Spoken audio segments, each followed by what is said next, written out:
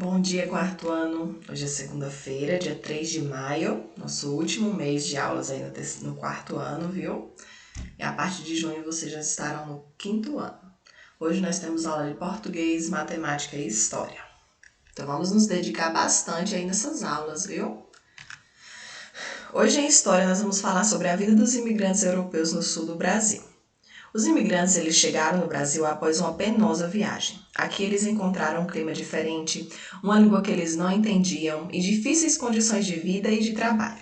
Mesmo assim, muitos deles prosperaram e deixaram marcas de sua presença no país. Por volta de 1824, chegaram os primeiros imigrantes alemães ao sul do Brasil.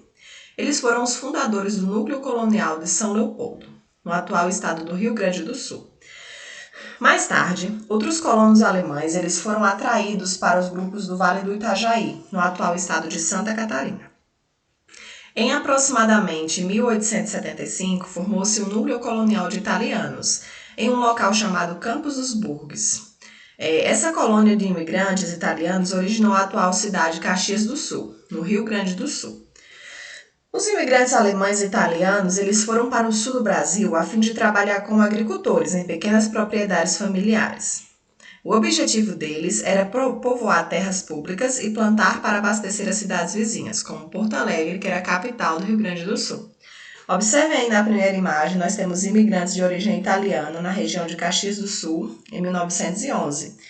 No Rio Grande do Sul, a colonização italiana teve um caráter familiar e estava voltada para a produção agrícola. Na outra imagem aí é uma foto da cidade de Caxias do Sul, abriga a tradicional festa da uva, que foi uma cultura trazida pelos imigrantes italianos. Ou seja, cada estado do nosso país, eles acabaram sendo povoados por pessoas diferentes, por imigrantes diferentes. O nosso país ele é reconhecido por ter recebido muitos imigrantes de muitos países. Se você for na região aí do Rio Grande do Sul, você vai perceber que lá a cultura é diferente, o sotaque é diferente, a tradição é diferente e são muito vinculadas às tradições italianas, porque os italianos eles foram principalmente os mais responsáveis pela povoação, pela colonização ali, por fundar a cultura do Rio Grande do Sul. A partir desse texto que a gente leu, vocês vão responder essas atividades aí da página 111 e 112. Primeira questão. Complete o quadro abaixo sobre os imigrantes europeus que se dirigiam ao sul do Brasil. De onde eles vieram? Que tipo de trabalho eles faziam? Onde eles foram trabalhar? Tá tudo no texto, viu? Segunda questão. Leia o texto, observe a fotografia e responda as questões. Assim que chegaram ao Brasil, os imigrantes alemães se preocupavam em organizar a comunidade e, nessa tarefa, destacavam-se duas instituições, a igreja e a escola. A escola alemã surgiu o dilema entre os imigrantes para ensinar ou não a língua portuguesa. Para alguns professores, ensinar o português era indispensável, uma vez que os filhos dos imigrantes iriam viver e trabalhar aqui. Então, para alguns, era de fundamental importância aprender português. Essa daí é uma foto da escola fundada por imigrantes alemães em Blumenau, no estado de Santa Catarina, a foto de 1880. Você vai responder aí A, B e C. Qual era o dilema enfrentado pelos colonos alemães no sul do Brasil? Qual era a sua opinião sobre alguns professores? Qual era a opinião de alguns professores? Na sua opinião, por que é importante aprender a língua da terra de onde vivemos? Tem alguma importância aprender a língua da terra onde eles iam viver? Era importante para os alemães eles aprenderem a língua portuguesa, já que eles iam viver e trabalhar aqui? Essa questão letra C, mesmo estando com o balãozinho, vocês vão responder também, tá? Aí na página 112, observe a fotografia e leia a legenda. Esse daí é o Monumento Nacional do Imigrante na cidade de Caxias do Sul, no Rio Grande do Sul, uma foto de 2015. A partir do final do século XIX, os imigrantes, eles fugindo de uma grave crise econômica na Europa, eles substituíram a mão de obra escravizada aqui no Brasil e eles se tornaram a nova força de trabalho livre no Brasil. Agora você vai completar o texto aí com essas palavrinhas: desenvolvimento, memória e imigrantes. Esse monumento foi construído em aos que no passado contribuíram para o de Caxias do Sul, na região sul da Bahia, do Brasil. Usando essas 3 palavrinhas aí, desenvolvimento, memória e imigrantes. E vamos responder esse quadrinho aí também. Vamos falar sobre solidariedade. Ser solidário é ter empatia, é ajudar aqueles que necessitam. Em alguns momentos da vida, como em viagens, mudanças, acidentes ou doenças, ter a solidariedade de amigos, vizinhos ou mesmo de pessoas que não conhecemos pode ser fundamental. Os imigrantes receberam ajuda para enfrentar algumas dificuldades no seu dia a dia, depois de chegarem ao Brasil, como aprender uma nova língua e encontrar trabalho e moradia. Poder ajudar também é alguém normalmente nos traz uma sensação de satisfação e bem-estar. Você já foi solidário com alguém? Se no caso de afirmativo, você vai comentar com os colegas como foi a experiência. Se você já foi solidário com alguém, você vai escrever aí embaixo como foi a sua experiência de ser solidário, ok? Responda esse quadrinho aí também. Essa atividade vai da página 110 até a página 112 de História, tá bom? Matemática, nós vamos começar um capítulo novo, capítulo 8, aí na página 190. Abram o livro de vocês para acompanhar. Números decimais, temperatura e simetria. Nós vamos começar pelos números decimais. Nessa unidade, nós vamos identificar números com vírgula e situações do cotidiano. Vamos conversar sobre medida de temperatura, interpretando tabela e gráfico. Vamos resolver problemas e vamos conversar sobre a ideia de simetria. Vamos começar? Observe a cena e converse com os colegas. Vamos observar essa cena aí juntos. Tem aí um menino e um rapaz. Aí o menino fala assim: eu gostaria de uma garrafinha de água. E o rapaz disse: custa R$ 2,50. Aí tem a máquina, é lanche legal. Aceitam cédulas de 2, de 5 e moedas de 1, 50 e 25 centavos. Tem um lugar ali de colocar as cédulas, de colocar as moedas. E tem um botão para você escolher se você quer uma barra, um suco, uma água ou um suco grande. As barras de cereal, elas custam R$ 3,25. O suco, eles custam R$ 4,50. A água custa R$ 2,50 e o suco grande custa R$ 6,00. Vamos para as perguntas agora. Você reparou como os preços dos produtos são indicados na máquina? Observem aí. Tem o RS, que significa reais. Tem um número, tem uma vírgula e vem outro número. Você sabe para que serve a vírgula escrita nos preços? A gente já trabalhou isso. Essa vírgula aí serve para separar quem de quem. Quando a gente coloca uma vírgula no dinheiro, para representar um valor de dinheiro, essa vírgula separa quem de quem. Você vai responder aí, tá certo? Terceira questão. Silvio vai comprar uma garrafinha de água. Ele tem uma nota de R$ 2,00 e uma moeda de R$1. Ele vai receber troco? Observem lá o preço da água, R$ 2,50. Ele vai colocar uma nota de 2 e uma moeda de R$1. Ele vai receber troco? A máquina vai devolver um troco para ele? Se sim, quanto? Ok? Respondam essas 3 questõezinhas aí. Respondam, tá? Não é só conversar e não deixar em branco. Eu quero resposta escrita, tá certo? Depois a gente vai passar para a página seguinte, página 192. Números decimais. O número com vírgula. Em várias situações do dia a dia, nós podemos observar números com vírgulas. Primeiro, você vai responder essa atividade. Escreva o que os números com vírgula indicam em cada situação. Letra A. No consultório médico. Karina, vou marcar 1,48 metros em sua ficha. Esse 1,48 aí indica o quê? Vamos conversar juntos aí nessa questão. Indica a altura de Karina, não é verdade? Aí você vai passar para a letra B. No momento da sua compra, tem aí um cheque, R$ 128,65. Esse número com vírgula lá em cima, ele indica o quê? Você vai colocar aí na linha. No mercado, 1 quilo por R$ 5,95, eu acho. Aqui dá para ver direito. Esse número aí, 5,95, ele representa o quê? Você vai escrever nessa linha. Uma embalagem de suco, 1,5 litro. Esse 1,5 representa o quê? Você vai escrever aí na linha. Segunda questão. Agora troca ideias com os colegas e responda as questões. Karina, ela mede 1,48 m. Isso significa que a altura dela é maior ou menor do que a de 1 metro? Você pode responder, para responder, tá certo? Coloquem a resposta. Quer dizer que essa altura dela de 1,48 m é maior ou menor que 1,5 m? Letra B. O que representa o número que aparece antes da vírgula em R$ 128,65? O que vem antes da vírgula, que fica desse lado da vírgula, representa o quê? E o que fica no final, depois da vírgula, representa o quê? Você vai anotar aí.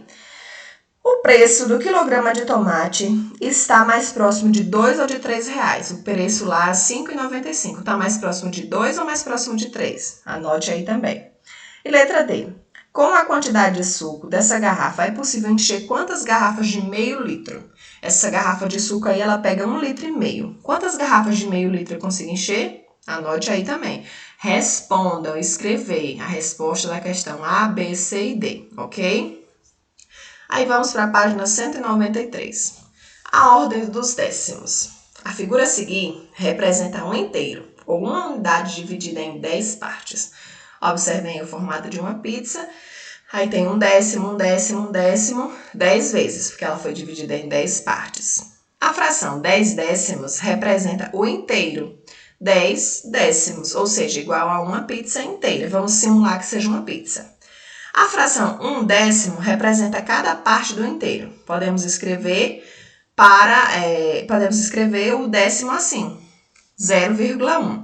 Ou seja, há duas maneiras de eu representar um décimo. Pode ser com a fração, deixa eu ligar a canetinha aqui. Pode ser usando essa fração aqui, de 1/10, ou pode ser assim, 0,1, que significa 1/10 também. Vamos entender o que significa o número 0,1 no quadro de ordens. Para isso, incluímos uma nova ordem, à direita da ordem das unidades, a ordem dos décimos. Tem a parte inteira, centenas simples, dezenas simples e unidades simples. 1. E temos a parte decimal, que são décimos, que são menores que unidades. Temos aí o 1 aqui embaixo, 0,1. Uma unidade e 1/10. Para você representar 1/10, vem sempre o 0 na frente. O 0 é a vírgula. Observe que o quadro de ordens tem agora duas partes. Uma que indica as unidades inteiras, ou parte inteira, e outra parte que indica as unidades, ou parte decimal. Essas partes elas são separadas por uma vírgula. Esse 0 indica que não há uma unidade inteira. Ou seja, esse 0 aí, esse 0 aqui, observem aqui, ó. Esse 0 aqui, ele está indicando que esse número não está inteiro. Tem algo que foi dividido. No caso, a nossa pizza foi dividida em 10 partes. E a gente está representando só uma dela, que é 1/10.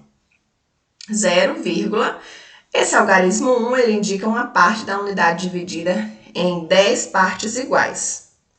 Ou seja, nossa pizza tinha 10 pedaços e a gente está representando somente 1. Ou seja, 0,1, 1/10. Que eu posso representar usando a fração, que é 1/10, 1/10, ou que eu posso representar colocando 0,1, que também se lê 1/10, ok? Essa maneira de escrever os números é chamada de forma decimal. Quando os números forem escritos assim, são chamados de números decimais.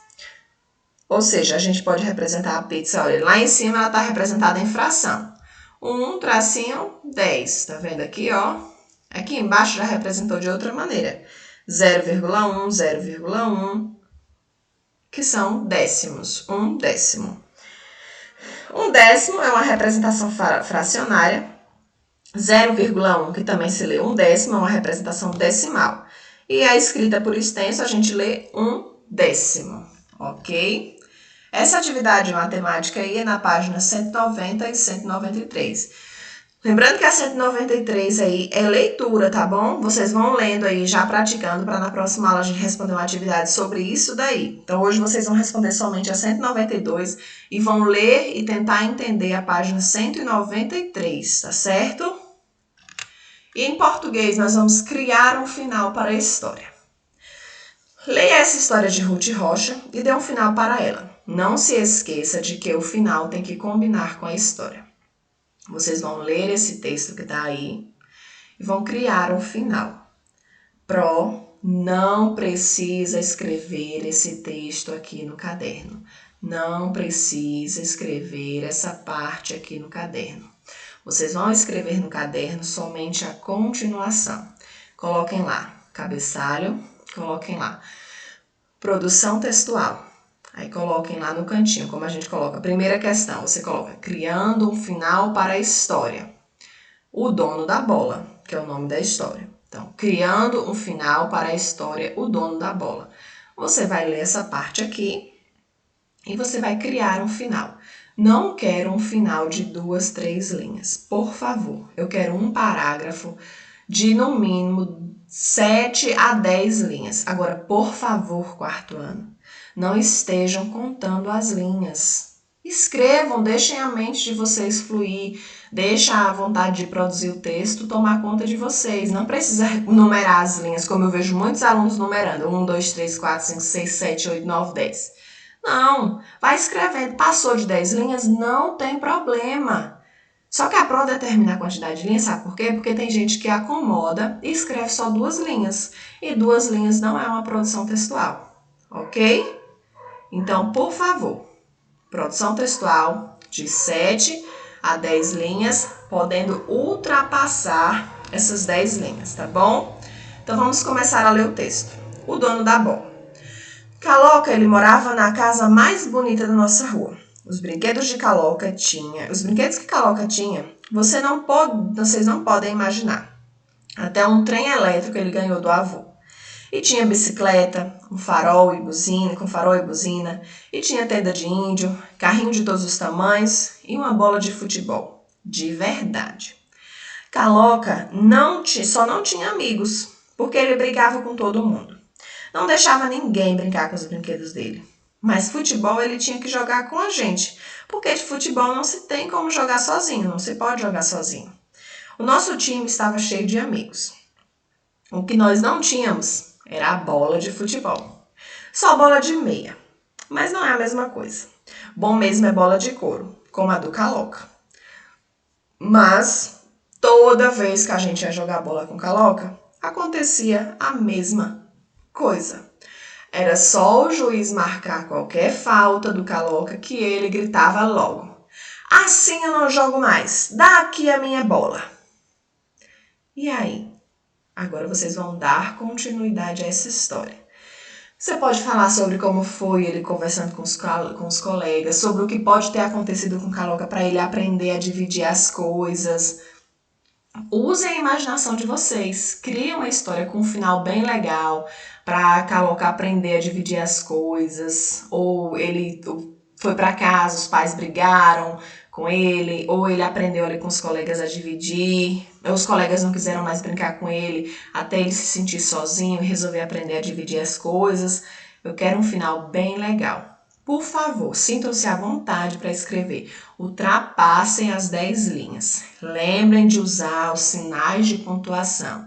Início de texto, letra maiúscula. Usem vírgulas, usem ponto. O personagem vai falar ponto e 2 pontos e travessão. O personagem está exclamando, usa exclamação. O personagem fez uma pergunta, usa interrogação. Terminou o texto, ponto final. Por favor, vocês já estão indo para o quarto ano e a maioria ainda não consegue pontuar um texto corretamente. Então, se esforcem para estar pontuando esse texto aí, tá certo?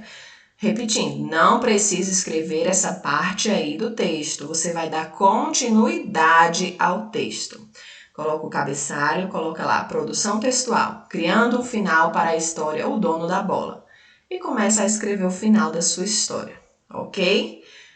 Atividade de história no livro, atividade de matemática no livro, atividade de português no caderno, uma continuação de uma produção textual, ok? Respondam essas atividades, enviem lá no grupo que a prova vai estar acompanhando a atividade de cada um de vocês. Caprichem nessa produção. Beijo bem grande e até amanhã. Tchau, tchau.